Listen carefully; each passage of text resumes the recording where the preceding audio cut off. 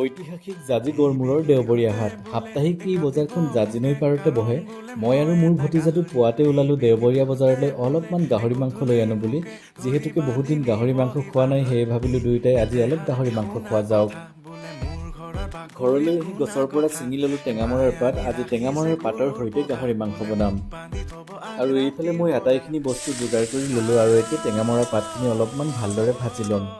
টেঙামৰা পাতখিনি আপুনি নভজাকৈও পিছত মাংসৰ লগত এড কৰিব পাৰে, কিন্তু আপুনি মাংসখিনি ভালদৰে সিজাই ল'ব লাগিব, কাৰণ টেঙা পাতখিনি দি দিলে মাংসখিনি সিজাত অলপ পলম হয়।